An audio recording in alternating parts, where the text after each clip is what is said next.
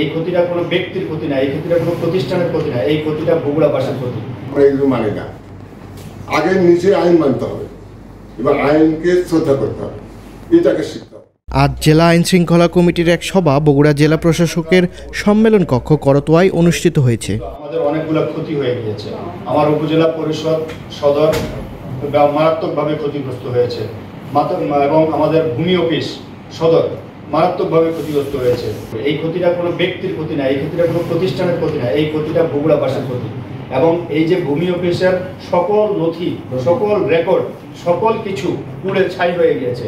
এখন বগুড়াবাসী চাইলেই কিন্তু আমার কাছে নামজারির আবেদন করলেই আমি কিন্তু তাৎক্ষণিকভাবে যে সার্ভিসটা দিতে পারতাম, সরকারের যে নির্দেশনা ছিল যে 28 দিনের মধ্যে নামজারি করা, ই নামজারি, সেই সিস্টেম কিন্তু আমি করতে পারবো না।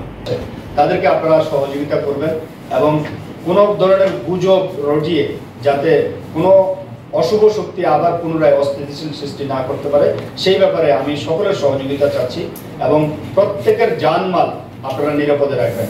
আর রাজনৈতিক ব্যক্তিবর্গ যারা আছেন তাদেরকে রিকোয়েস্ট করব যে আমরা যাতে সবাইকে নিয়ে একসাথে চলতে পারি।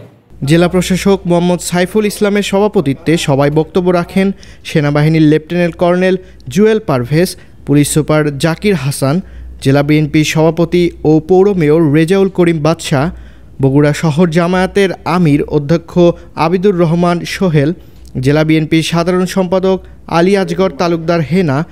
আগে নিজে আইন মানতে হবে, এবার আইনকে শ্রদ্ধা করতে হবে, এটাকে শিখতে হবে। এটা যদি না পারি তা আইন শৃঙ্খলা যত গল্প করে আমরা পুলিশে পাবো না। কারণ আমরা এই যে আইনের কথা বলি, এই যে চাঁদাবাজি, মাস্তানি, দখল কারা করে? পুলিশ করে, ডিসি সাহেব করে, সেনাবাহিনী করছে না, রাত করছে না আমরাই, তাই কি না?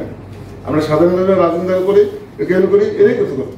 বৈষম্য বিরোধী ছাত্র আন্দোলনের জেলা সমন্বয়ক সাকিব খান, নিয়তি সরকার ও সৈকত আলী।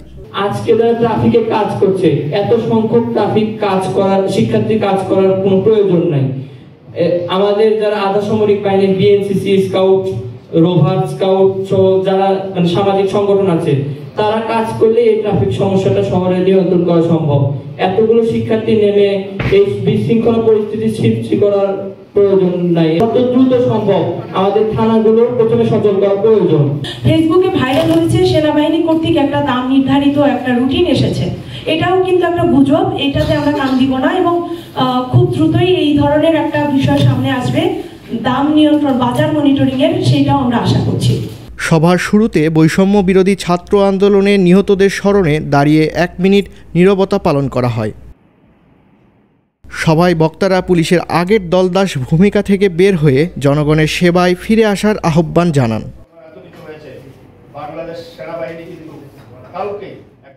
রাহেনুর ইসলাম, দৈনিক করতোয়া, বগুড়া।